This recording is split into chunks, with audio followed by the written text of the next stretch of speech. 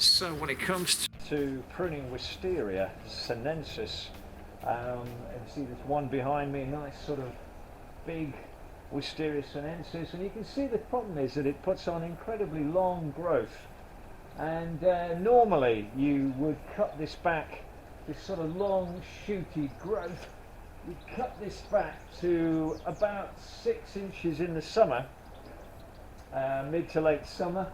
So about 150 mil, you'd cut it back a bit, it lets a bit of the light get on to the lower parts of the stem and it encourages spurs to form. But what we do this time of the year is we actually cut it back even further than that, back to 3 inches. So now we're in February and it's a good time to prune wisteria. So I'm going to prune these back, these long shoots back to about 3 inches, 75 mil, and that's going to encourage nice spurs. So these long lanky shoots aren't going to give you any flowers. They'll give you lots of foliage, but you won't get the lovely beautiful blue flowers. So really what I've got to do is go through and prune back all these sort of long lanky shoots right back to these nice spurs. You can see there's a spur there. You can see if you look closely on this one, these are the spurs. So this is exactly what you want to be forming, and when you cut back the shoots, that's what you'll get, and that's where you'll get these lovely long beautiful flowers from. So what you'll get is these lovely beautiful spurs which will flower for you and be really, really good.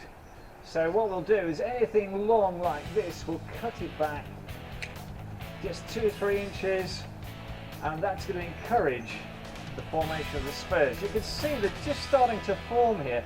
That's some nice spurs forming there, but unfortunately this has come away a bit, so I'm going to have to tie that one back on the wall. But because it comes down as well, the more that a plant comes down, the more flowers you'll get on it. So that's another big plus about having the flower down.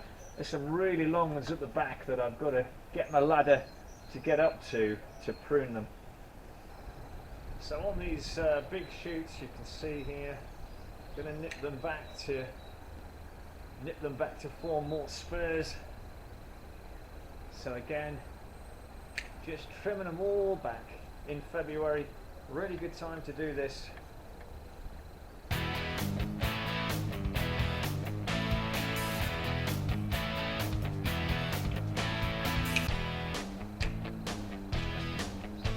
You can see already that you're seeing a lot more of the spurs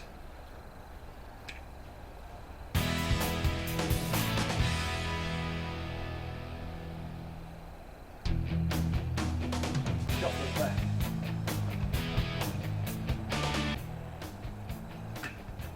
Just to clip up a little bit higher. This one's grown straight up in the air, but we'll just prune that off. And we'll do a bit of tying in just to finish this off.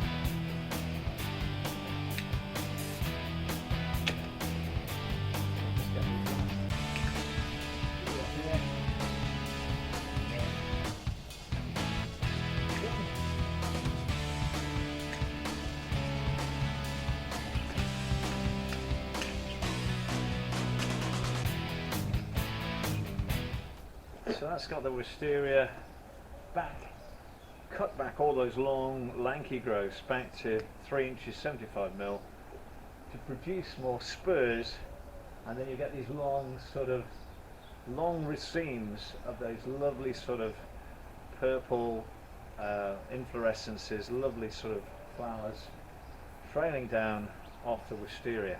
So if you've got a wisteria, give that a go and you should get some more flowers.